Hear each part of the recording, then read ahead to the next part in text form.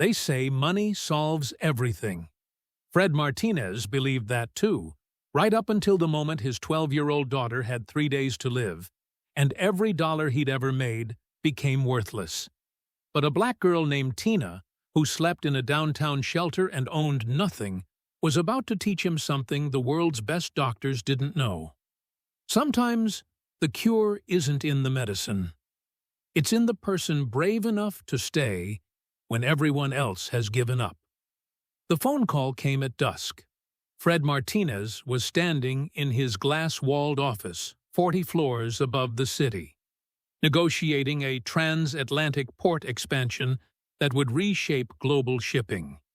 On the screens around him, container ships the size of city blocks crawled across digital maps. With one phone call, he could reroute $1 billion worth of cargo. With a signature, he could close factories or build them. When Fred walked into board meetings, grown men stood. When he spoke, governments listened. But when the crimson phone on his desk lit up, the one that only rings for blood or fire, none of it mattered. The video feed shook. An aide was running down a corridor, the camera bouncing with each panicked stride. "Mr. Martinez," the pediatrician's voice cracked through the speaker. "Zara's counts just cratered. We're escalating to full crisis protocol. You need to come now." Fred's heart stopped. Zara, his daughter, his only child, his everything. He ran, not the measured stride of a man who owns time, but the desperate sprint of a father who's losing it. The elevator didn't stop for floors. His driver broke every red light. The motorcade screamed through traffic like a wounded animal racing toward its den. When Fred burst through the hospital doors, the chief immunologist was already waiting. Her face said everything, and her mouth was too professional to speak. Inside the ICU, machines ruled the room. Wires snaked from Zara's small body to monitors that blinked and beeped like mechanical judges. She lay impossibly still against white sheets, her skin the color of paper left too long in sunlight, her lips tinged with a blue that didn't belong on a 12-year-old. "What's wrong with her?" Fred grabbed the immunologist by the shoulders. "Fix this. I don't care what it costs. Fly in anyone. Build a lab. I don't care." The doctor's eyes filled with something worse than pity. "Mr. Martinez, we've run every test. Called specialists from 7 countries. Your daughter has a cascade immune disorder we've never seen at this speed." "Then give her something," Fred's voice cracked. "Surgery, experimental trials, anything." The doctor swallowed hard. "Sir, there's no treatment protocol. The specialists all agree." She paused, and Fred watched her search for words that wouldn't shatter him. She failed. "Your daughter has 72 hours, maybe less." The room went silent except for the machines. Those horrible, mechanical breaths that counted down the seconds. Fred's legs gave out. He collapsed to his knees beside Zara's bed, clutching her cold hand like it was the only real thing left in the world. "No," he whispered. "No, no, no. This can't." For the first time in his powerful life, Fred Martinez felt completely, utterly helpless. He owned shipping routes across 3 continents. He could move mountains of steel and concrete with a phone call, but he couldn't move the clock above his daughter's bed. Zara's eyes fluttered open, green like spring leaves, but drowning in exhaustion. "Dad?" Her voice was barely a breath. "Am I dying?" Fred couldn't speak. Tears he'd never cried, not when he'd built his empire from nothing, not when he'd buried his own parents, poured down his face. "I don't want to die, Dad." Zara's voice broke. "I'm scared." "You won't," Fred lied. gripping her hand like he could hold her to this world through sheer force of will. "I promise you, I won't let it happen." But promises mean nothing when death has already bought its ticket. That night, Fred turned his empire towards saving Zara. Private jets flew in protocols from Switzerland, Japan, Germany. Experimental trials lined up like dominoes. Custom laboratories assembled in hours. Each one fell silent. "Refractory cascade," they said. "Medical language for nothing we do sticks." The mansion that usually hummed with life became a tomb. Servants moved through halls like ghosts. Fred's assistants canceled every meeting. Outside the gates, news cameras gathered like vultures, their lenses hungry for tragedy. Billionaire's daughter, given 72 hours to live, the headlines screamed. Inside, Fred sat frozen beside Zara's bed, watching each breath. The clock on the wall ticked loud enough to sound like thunder. Tick, tock, tick, tock. Every second was torture. Every minute was theft. Fred looked around at the room they'd built for her. Imported Italian furniture, crystal chandeliers from France, walls painted by artists who charged more than most people earned in a lifetime. What good was any of it? He would burn it all. Every building, every ship, every dollar. If it could buy one more hour with his daughter. But money couldn't buy time. And for the first time, Fred Martinez understood what it meant to be truly, devastatingly poor. Far away from the hospital towers, in a completely different world, someone else was about to hear Zara's story. Her name was Tina. Tina didn't live in a mansion. She didn't even have a bedroom to call her own. She slept on a cot in a downtown shelter where the radiator clanged all night and the lights never fully turned off. She was 12 years old, small for her age, with precise cornrows braided by hands that still cared enough to make her look dignified. Her pink t-shirt had been washed so many times the color was more memory than fabric, but it was clean. She kept it clean. Tina had no parents, no family to call when things got hard. Every morning she woke up not knowing if she'd eat that day. She earned what she could by helping at the corner store, running errands for the bodega owner, carrying groceries for elderly neighbors who'd slip her $1 and pretend not to notice. She pocketed it like treasure. On good days, she made enough for one meal. On bad days, she went to bed with her stomach folding in on itself. But here's the strange thing about Tina. She never stopped paying attention. While other kids at the shelter numbed themselves with phones or fights or sleep, Tina watched. She listened. She learned. Her late grandmother, Nana Sade, a street nurse who'd stitched wounds in alleys and talked down overdoses in stairwells, had taught her one rule that lived louder than hunger. When the medicine fails, find the root. Sometimes the root is a person. One evening, Tina sat in the shelter's common room. The TV was on, volume too loud, but nobody really watched. It was just noise to fill the empty spaces. Until the news cut to a breaking story. The screen filled with a towering glass hospital. Camera flashes lit up the entrance like lightning. A reporter spoke in that urgent, breathless tone reserved for tragedy. 72-hour countdown for billionaire Fred Martinez's daughter. Specialists from around the world have declared 12-year-old Zara Martinez's condition untreatable. The family asks for privacy during this devastating time. The camera cut to footage from earlier. Fred Martinez walking into the hospital, his face hollow, his suit wrinkled for maybe the first time in his life. But it wasn't Fred that Tina saw. It was the girl. A brief clip, probably leaked by some staffer's phone. Zara in her hospital bed, wires everywhere, fighting for breath. Her eyes wide, terrified. Tina knew that look. She'd seen it on her mother's face during those final nights when the inhalers stopped working and the ER turned them away because they had no insurance. She'd seen it in the mirror the night Nana Sade didn't wake up, when 12-year-old Tina had pressed her ear to her grandmother's chest and heard nothing but silence. She knew what it looked like when someone was drowning on dry land.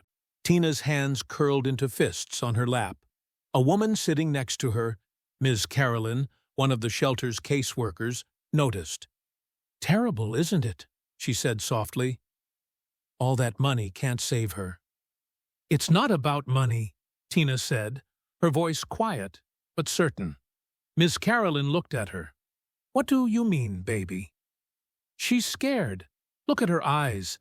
Fear tightens the chest first. That's what Nana Sadie always said." Tina leaned closer to the screen, studying the IV lines, the monitors, the way Zara's shoulders were hunched inward. "She needs someone who knows how to make her breathe slow." "Tina, honey, those are the best doctors in the world." "Then why isn't she breathing right?" Ms. Carolyn didn't have an answer. Tina stood up. The other kids barely glanced at her. She walked to the window and stared out at the city. Miles of lights and buildings and lives happening in spaces she'd never been invited into. Somewhere out there, a girl was dying. Somewhere out there, a father was watching time run out. And somewhere inside Tina's chest, a rule was shouting louder than common sense. When the medicine fails, find the root. Sometimes the root is a person. "Some things are beyond us, Tina," Ms. Carolyn called after her gently. "You can't save everyone." Tina turned back. Her face was set with a determination that didn't belong on a 12-year-old, except it did. It belonged on anyone who'd survived what she'd survived. "Maybe not," Tina said. "But I can't just sit here and do nothing." "Where are you going?" "To find out what the doctors missed." The next morning, before the shelter woke up, Tina counted out bus fare in quarters and dimes. She braided her hair tighter. She put on her cleanest shirt, the pink one, and she walked out into a city that had never once opened its doors for her. But today, she was going to walk through them anyway. Because if it's life or a line on the floor, you step over the line. Tina took the bus toward the glass towers and the helicopters and the kind of medicine that costs more than most people earn in a lifetime. She was going to save Zara Martinez. She didn't know how yet, but she knew this. The impossible wasn't impossible if someone was brave enough to try.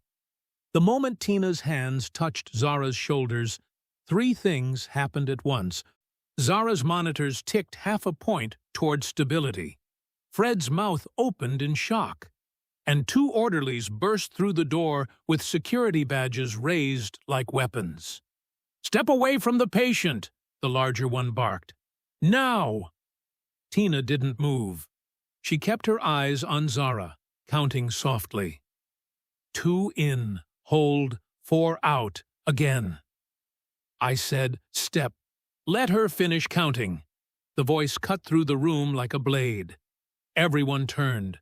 Nurse Alina stood in the doorway, 30 years of ICU authority written in her posture.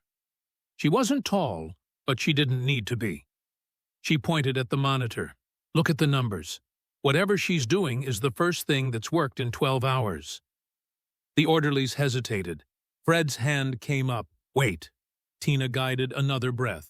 Zara's chest rose slower this time, less frantic. The oxygen saturation climbed another half point. "Who is she?" the smaller orderly whispered. "Someone who's paying attention," Alina said quietly. Tina finally looked up.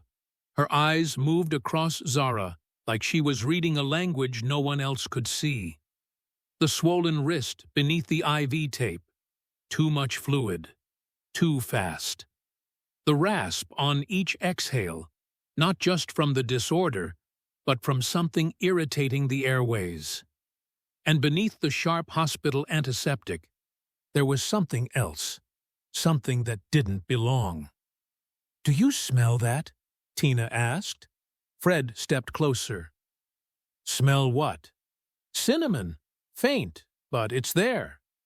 Tina followed the scent to the air vent above Zara's bed. "It's coming from the ventilation system." Alina frowned.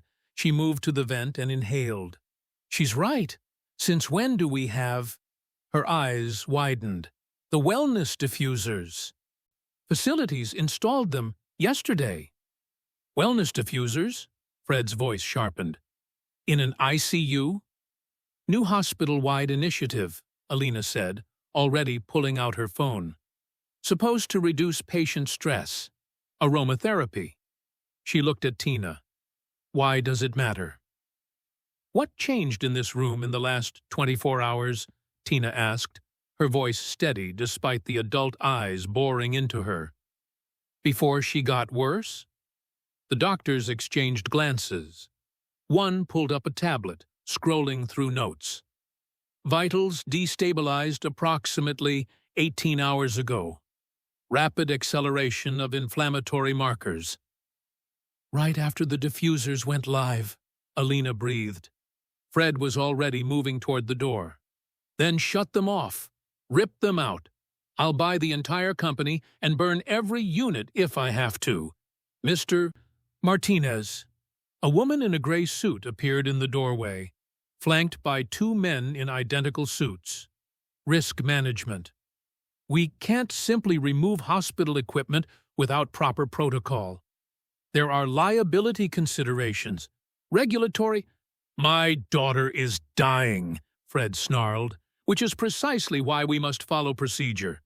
If we deviate from approved treatment and something goes wrong, the hospital could face—" Tina's voice cut through the corporate script. "She's allergic."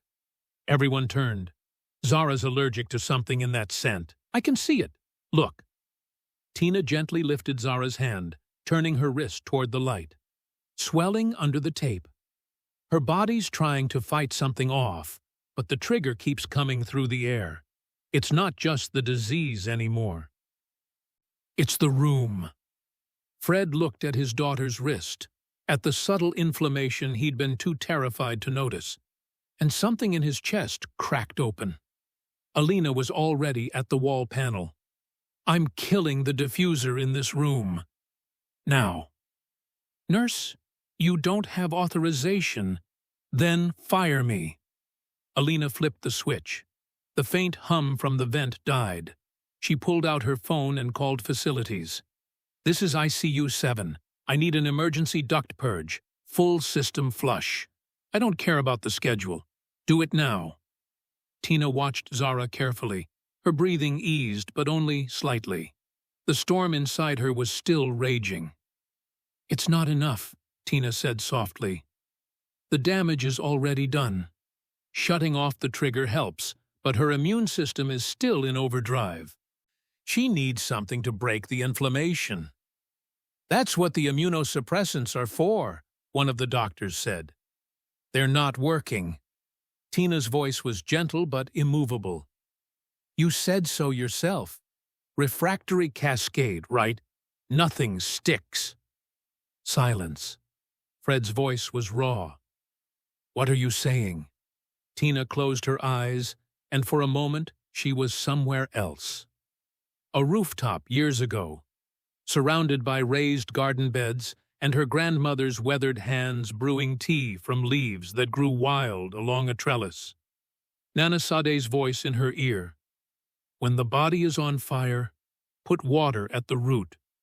Rain leaf won't cure everything, baby, but it'll calm the storm long enough for the body to remember how to fight right." "There's a plant," Tina said, opening her eyes. "It grows on rooftops sometimes. It is called rain leaf. My grandmother used it for people whose lungs or immune systems went haywire. It has a resin that acts like a brake on runaway inflammation." The chief immunologist shook his head. We can't administer unapproved substances. The liability alone. Your approved substances aren't working, Tina said. That doesn't mean we can experiment with folk remedies. Then let her die following the rules? Tina's voice cracked. Is that the plan? The room went silent. Fred turned to Alina. Do you believe her? Alina studied Tina, this small girl in a faded pink shirt, who'd walked through doors she had no right to enter and seen things experts had missed. Yes, Alina said. I do. Then we're doing it. Fred's voice carried the weight of a man who'd spent his life moving immovable things. But this time, it was different. This time, he wasn't buying his way through. He was trusting. Mr. Martinez, I must strongly advise. Advise all you want. My daughter has less than 3 days. If you're not helping, get out. The risk officers retreated, already making calls. Alina turned to Tina. Where would we find this plant? Hospital Founder's rooftop garden, Tina said. 3 floors up. Nobody uses it anymore, but if it's still there, Rainleaf would climb the trellis near the fountain. And if it's not there, then I'll find it somewhere else. Tina looked at Zara, whose eyes had opened slightly, watching. I promised. Alina pulled out her keys. I'll take responsibility. If this goes wrong, it's on me. Why? Fred asked. Because 5 years ago, my brother was dying from an asthma attack. A street nurse gave him an inhaler that wasn't FDA approved. It saved his life. Alina's jaw set. Sometimes the rules need to wait their turn. Fred nodded. Then he did something that would have shocked his board of directors. He looked at Tina. Really looked at her. Not as an intruder or a street kid or a problem, but as the person his daughter needed. What do you need from me? Just don't let them stop us, Tina said. 30 floors below, in a corner office with a view of the harbor, Damien Voss's assistant set down his phone. He'd just pulled the hospital's access logs from a contact in administration. His eyes locked on an anomaly. A minor, no registered patient ID, logged in ICU 7 for the past hour. Voss looked up from his terminal, where Martinez stock prices blinked in red. Problem? Depends. There's a kid in Martinez's daughter's room. Not family, no credentials. Voss's eyes narrowed. Keep watching. If this narrative changes, I need to know before the market does. The assistant nodded and sent a message to 3 people he kept on retainer for situations that required discretion. Thunder rumbled over the city. In the ICU, Alina grabbed her coat. Elevator or stairs? The elevator's faster, Tina said. They moved toward the bank of lifts. Fred stayed behind, kneeling beside Zara's bed. He took her hand. Dad? Zara whispered. I'm right here. Who is she? Fred smiled, tears on his face. She's the person who's going to save you. The elevator doors opened. Tina and Alina stepped inside. Alina pressed R for roof. The doors began to close. Then the lights flickered. The elevator shuddered, and with a mechanical groan that sounded like defeat, it stopped moving. Thunder cracked across the sky. Rain hammered the windows.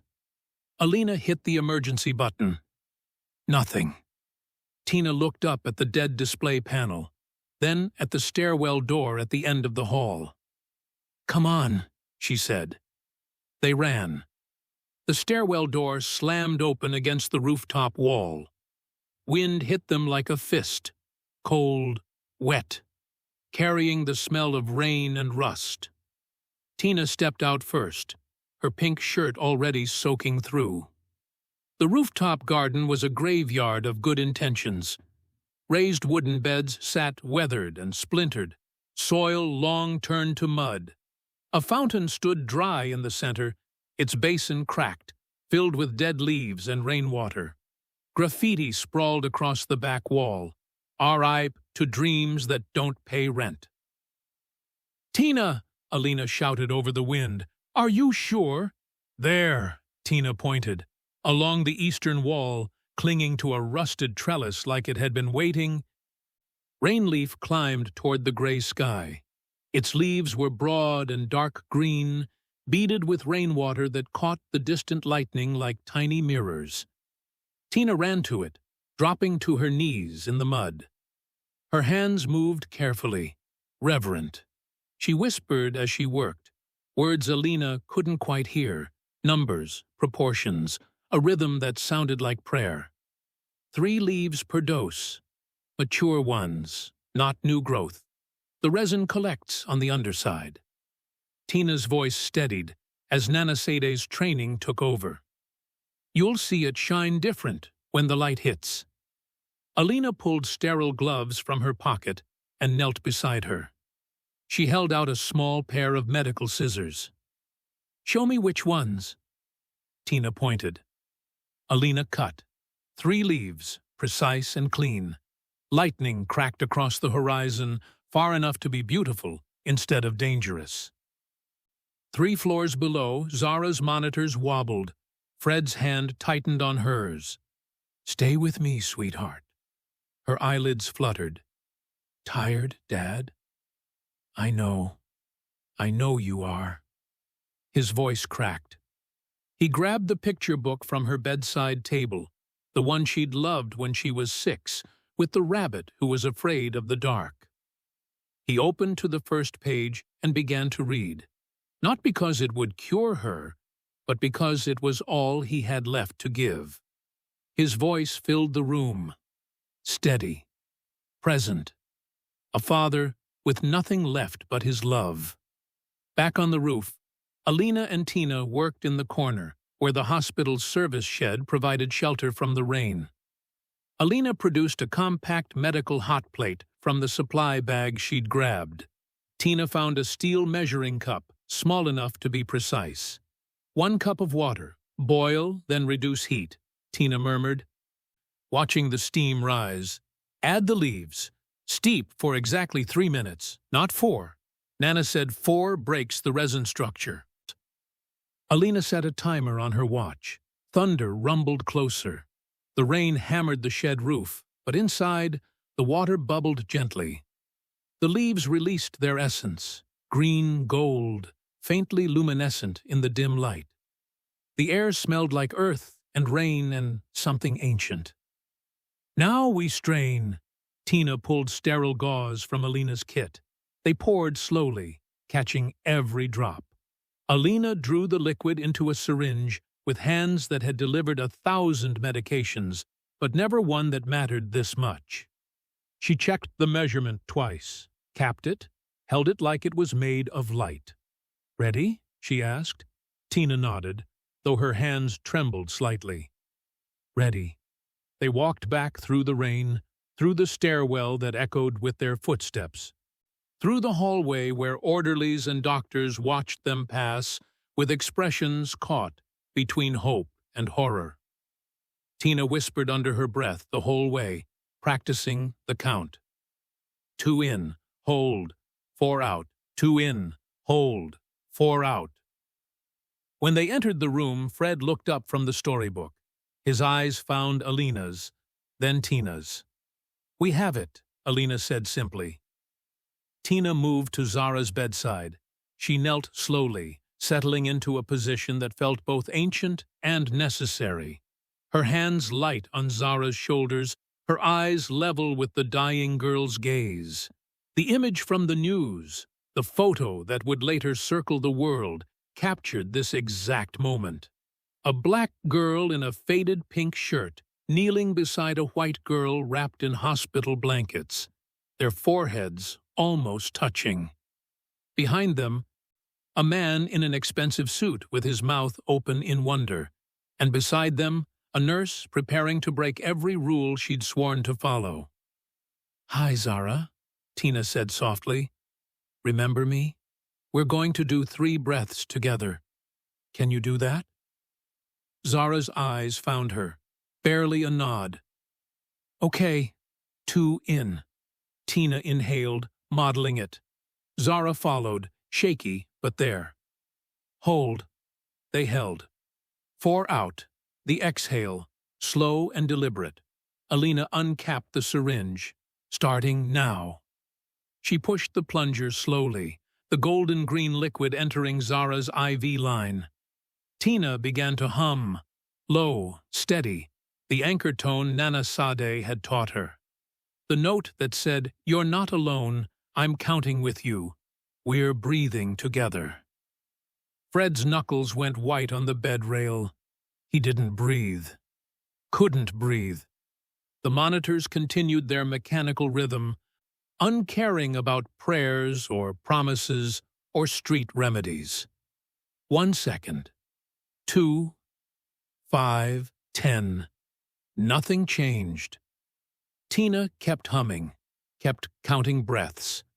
Alina's eyes stayed locked on the monitors. Fred's lips moved in silent words that might have been prayers, if he remembered how. 15 seconds. 20. Then, so small it could have been imagined, a click. Zara's oxygen saturation ticked upward, 1 point. Then another, the waveform on the monitor smoothed, the jagged peaks softening into something that looked almost like peace. Zara's chest rose easier. Her lips lost the faintest edge of blue. Her eyes opened wider and focused, really focused, for the first time in days. "Dad?" The word came out ragged, torn, but it was there. It was her. Fred collapsed forward, catching himself on the bed rail. His shoulders shook.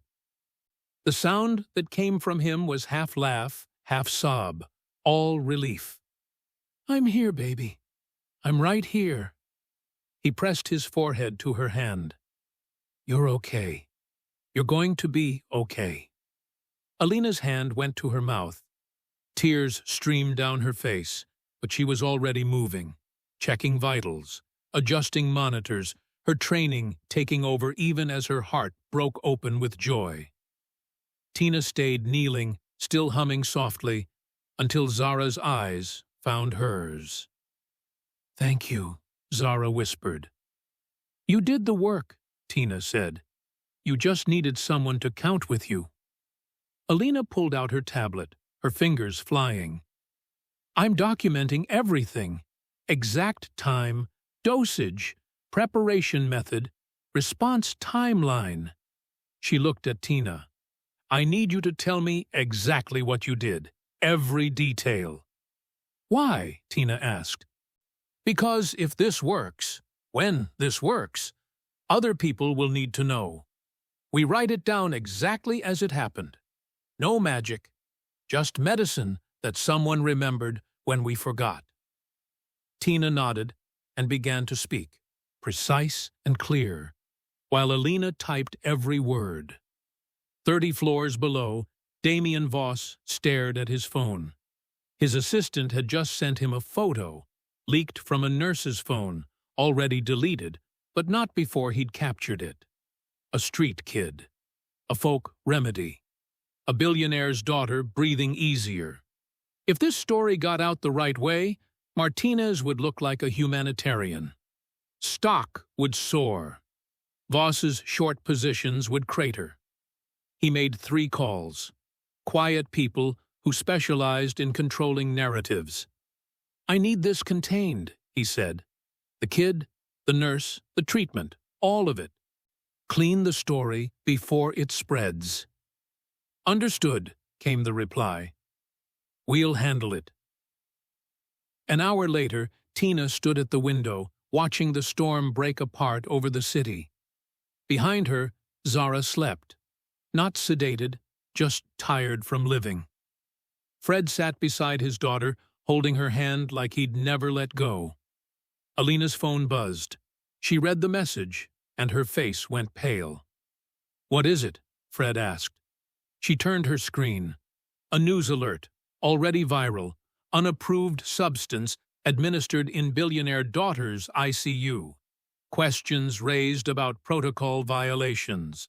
Below it, a grainy photo, Tina kneeling beside Zara's bed. The storm clouds weren't just in the sky anymore. They were coming for them all. The siege began at 9 p.m. They came in waves, lawyers with briefcases, PR consultants with talking points, risk management officers with clipboards thick as phone books. They filled the hallway outside Zara's room, voices rising and overlapping until the ICU sounded like a boardroom mid-crisis. Liability exposure is catastrophic. Need to control the narrative before. Remove the minor from the premises immediately. A woman in a sharp burgundy suit pushed past Fred's assistant and reached for the door handle. "Mr. Martinez, we need to separate the unauthorized individual from your daughter before—" Fred's hand caught the door frame. His body blocked the entrance. "No," he said. The word was quiet, but it carried the weight of a man who'd just watched his daughter breathe easier for the first time in 3 days. "She stays." "Sir, with all due respect, this is a legal matter now." "I said no." Fred's voice didn't rise, but something in it made the woman step back. "Anyone who wants that girl out of this room can explain it to Zara when she wakes up. Until then, you wait." The crowd hesitated, murmured, retreated to the hallway to make more calls, send more emails, build more walls out of words. Inside the room, Tina sat in the chair beside Zara's bed, her hand resting lightly on the rail. Alina checked monitors, adjusted IV flows, her movements precise, despite the exhaustion pressing down on her shoulders. Zara slept. Her breathing was steady, not perfect, but steady. The numbers were holding. For 3 hours they held. Then, at 3 a.m., the hour when hope goes to die, the power blinked. Just once. A flicker so brief most people wouldn't notice. But in an ICU, a flicker is an earthquake. The monitors went black, then chirped back to life, rebooting with mechanical efficiency. The sudden absence and return of sound jolted Zara awake. Her eyes flew open, wide and terrified, and her body remembered how to panic. Her heart rate spiked. Her oxygen saturation dropped. The inflammation that had been calming roared back like a wildfire finding fresh kindling. "No," Alina breathed, watching the numbers plummet. "No, no, no." The alarm started screaming. Fred was on his feet instantly. "What's happening?" "She's crashing." Alina's hands flew across the equipment. The panic response is triggering another cascade. Tina was already moving. She dropped to her knees beside the bed, her hands finding Zara's shoulders, her face level with the girl's terrified eyes. "Zara," Tina said, her voice cutting through the noise. "Zara, look at me." Zara's breath came in ragged gasps, her chest heaving. "Listen to my voice. We're borrowing 3 more breaths. Just 3. Can you do that?" Zara's eyes locked on hers, drowning but desperate for something to hold on to. 2 in, Tina said, inhaling slow and deep. "Watch me 2 in." Zara tried, failed, gasped. "It's okay. Try again. 2 in." Tina's voice was an anchor in a storm. "Hold," she held. 4 out. The exhale, steady as a heartbeat.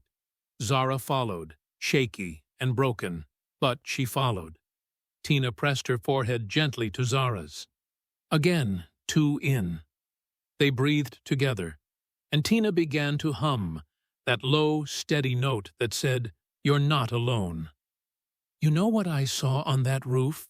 Tina whispered between counts. "Rain on leaves, lightning far away. A plant that grew in a place nobody remembered, waiting for someone to need it. That's you, Zara. You're still here. Still growing, still waiting for your next chapter. Fred stood frozen behind them, his hand halfway to his phone. Every instinct screamed to call more doctors, more specialists, more someone. But Tina's voice held him still. Trust. His daughter had called this girl. Trust. So he stayed. He didn't call. He didn't move. He just watched a 12-year-old shelter kid save his child with nothing but breath and belief. The monitors beeped their mechanical judgment. Alina's eyes stayed locked on the screen, her lips moving in silent prayer, or counting, or both. 2 breaths. 3. 5. Zara's heart rate slowed. The jagged waveform began to smooth. 10 breaths. Her oxygen saturation ticked upward. 15. The alarms stopped screaming. The reboot completed. And the numbers, those beautiful, terrible numbers, climbed back into the safe zone.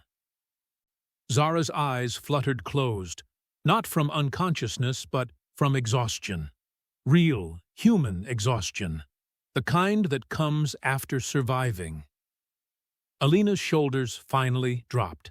She leaned against the wall, one hand over her mouth, tears streaming silently down her face. Fred sank into his chair, his hands shaking so badly he had to grip the armrests. "She's sleeping," Alina whispered. "Not sedated, just sleeping." Tina stayed kneeling, her forehead still resting against Zara's, until she was sure. Until the breath was steady and true. Then she pulled back and sat on the floor, her back against the wall, her whole body trembling with the aftermath of holding someone else together. "Thank you," Fred said. The words were inadequate, but they were all he had. "She did it," Tina said. "I just counted." 2 floors down, the freight elevator doors opened with a grinding metal sound. 4 men stepped out wearing maintenance uniforms and carrying clipboards. Their badges looked official at a glance. At 2 glances, they almost passed.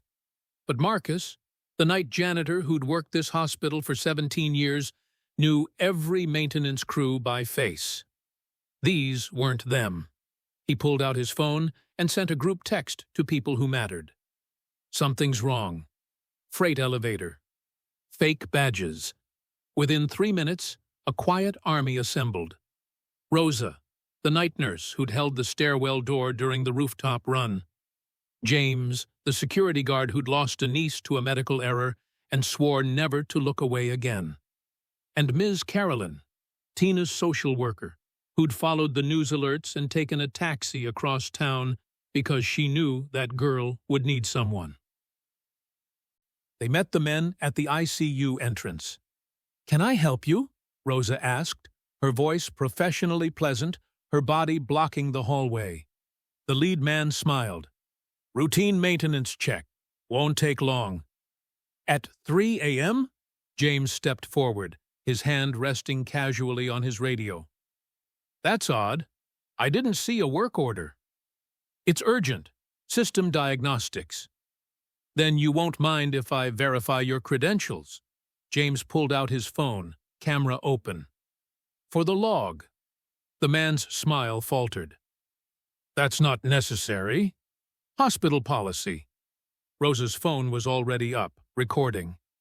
"After the security breach last week, we document everyone. I'm sure you understand." The 4 men exchanged glances, the kind of glances that said they hadn't planned for witnesses with cameras. Miss Carolyn stepped forward, her own phone recording. "You can leave peacefully," she said quietly, "or we can record every inch of your ride down and let social media figure out who sent you." For a long moment, no one moved. Then Marcus hit the elevator button. The doors opened. He gestured inside with exaggerated courtesy. "After you, gentlemen." The men got in. Marcus, James, and Rosa followed, phones raised, recording every second. The doors closed. The elevator descended, and when it reached the ground floor, the men walked quickly toward the exit, not looking back. James sent the footage to 3 reporters and the state medical board within 5 minutes. By 6 a.m., sabotage was trending. By 7 a.m., Damian Voss's name was attached to leaked emails showing short positions against Martinez stock, timed perfectly with Zara's hospitalization. By 8 a.m., regulators were asking questions Voss couldn't buy his way out of. Dawn light edged through the blinds in soft gold lines. Tina had fallen asleep in the chair, her head tilted against the wall, her pink shirt wrinkled and stained with rooftop mud and rain. Zara slept peacefully, her color better, her breathing steady. Fred sat in the other chair, watching them both. For the first time in 72 hours, he wasn't thinking about his empire, his stock prices, or the 100 meetings he'd missed. He was thinking about the girl who'd walked through doors that should have been locked, who'd seen what experts missed, who'd knelt beside his daughter and counted breaths when the machines had nothing left to say. Outside, the city was waking up. Ships moved in the harbor. People went to work. Life continued, vast and indifferent. But in this room, everything had changed. Fred pulled out his phone and typed a message to his legal team. Draw up guardianship papers. Full parental rights. No charity designation. Family. Then he set the phone down and went back to watching his daughters sleep. The morning after looked like the world had been washed clean. Rain had scrubbed the city overnight, leaving the sky pale blue and endless. On the hospital balcony, 7 floors up, Zara sat wrapped in a thick blanket, her IV finally gone, wisps of hair catching sunlight like spun gold. She was still thin, still tired, but she was there, eyes clear, breath steady, looking out at a city she'd almost never seen again. Fred stood behind her, not hovering, just present. Tina leaned against the rail, her pink shirt replaced with a clean one someone had brought from the shelter. Still pink, still worn, but dry. People will say miracle, Fred said quietly, looking at his daughter, then at Tina. Tina was silent for a moment, watching a pigeon land on the railing. Some of it was, she finally said, but most of it was people not looking away. Alina, who signed the form, Marcus, who sent the text, Rosa, who stood in the hallway. That's not a miracle. That's just people choosing not to be blind. Fred nodded slowly, something settling in his chest that felt like truth. By noon, the press had gathered outside the hospital like a jury waiting for a verdict. Fred's PR team wanted him to call Tina a good Samaritan or a blessing. They had phrases ready: charitable intervention, fortunate circumstance, inspiring helper. Fred read their memo once, then deleted it. When he walked out to face the cameras, Tina stood beside him. Not behind, beside. I've been asked to comment on what happened here, Fred began, his voice carrying the authority of someone who'd spent a lifetime commanding rooms. People want to frame this as charity, as luck, as me providing an opportunity to a disadvantaged child. He paused, looking down at Tina, who stood straight despite the cameras and the lights and the world watching. That's not what happened. This is Zara's friend. This is the person who saw what experts missed. This is the expert who kept my daughter alive when medicine ran out of answers.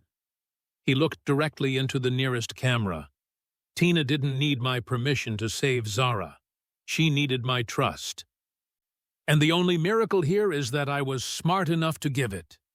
The reporters shouted questions. Fred ignored them all, turned, and walked back inside with Tina beside him. 30 miles away, in a glass tower overlooking the harbor, Damien Voss watched his empire collapse in real time. The board had voted him out by 10 a.m. Federal investigators served him papers by noon. Sponsors pulled their names from his developments by 2 p.m. His myth of control, the carefully constructed story that he could manipulate markets and outcomes and destiny itself, shattered against something he'd never accounted for. People with phones who refused to look away. By evening, his name was synonymous with one word: sabotage. Fred didn't waste time gloating. He spent it changing things. Within a week, every Martinez property worldwide had new orders: remove all ambient scenting systems, fund comprehensive allergy screenings for staff and visitors, add emergency protocol overrides that allowed medical personnel to break rules when lives were at stake. Within 2 weeks, the Martinez Foundation announced a new initiative: rooftop gardens in every public hospital in the city, staffed by trained horticulturists who would cultivate rain leaf and other medicinal plants that modern medicine had forgotten. Within 3 weeks, the Nanasade Scholarship was endowed, full rides for shelter kids who wanted to study respiratory care, nursing, emergency medicine, or any field where paying attention could save lives. But the biggest change happened on a Tuesday afternoon, in a lawyer's office that smelled like old books and new possibilities. Fred signed the guardianship papers with Tina sitting across from him, Ms. Carolyn beside her, both of them reading every line twice. "You understand what this means?" the lawyer asked Tina. "Full parental rights. You'd be part of his family, legally." "I understand," Tina said. She looked at Fred. "But I need you to understand something too. I'm not a charity case." "I know," Fred said simply. "You're the person who saved my daughter. And if you'll have us, we'd like to be your family. Not because we're fixing you, because you already fixed us." Tina's eyes welled. She wiped them quickly, nodded once, and signed her name in careful letters. Afterward, they didn't go to a fancy restaurant. They walked 3 blocks to a street stand that sold empanadas, and they sat on a bench. Fred in his suit, Tina in her pink shirt, Zara wrapped in a hoodie, and ate food that cost $3 and tasted like the future. A week later, Zara sat in front of a camera in her hospital room, now more guest suite than ICU. She was still recovering, still building strength, but her voice was clear. "If you're scared," she said, looking directly into the lens, "if you feel like you can't breathe, if everything is too much—" She paused, remembering that terrible night when the monitors screamed and Tina's voice cut through the noise. "Borrow 3 breaths. From me, from anyone. 2 in, hold, 4 out. You're not alone. Someone's counting with you." The video went viral within hours. Thousands of kids, in hospitals, in shelters, in bedrooms where fear lived loud, watched it and tried the count. Some of them made it through, because of 3 breaths. Because someone showed them how. On a Saturday morning, a small group of shelter kids stood in the hospital's newly restored rooftop garden. Raised beds bloomed with herbs and vegetables. The fountain ran clear, and along the eastern wall, rain leaf climbed its trellis, leaves shining in the sun. Alina stood among them, teaching the basics: how to recognize respiratory distress, how to coach someone through panic breathing, how to be present when fear takes over. Tina led them through the rows, pointing out plants, telling stories Nanasade had told her. She wore her pink shirt under a new hoodie, Martinez Foundation logo on the back, but the pink still visible, still hers. The kids listened. Some of them took notes. All of them stood a little taller when they left, like they'd been given something more valuable than information. They'd been given proof that what they knew mattered, that who they were mattered. That night, the city glowed under a clear sky. On a rooftop somewhere, maybe the hospital, maybe another building where someone had planted seeds and hoped, rain-leaf leaves caught the faint mist from an evening shower. Each drop beaded perfect and small, tiny magnifying glasses reflecting the lights of a city that kept breathing.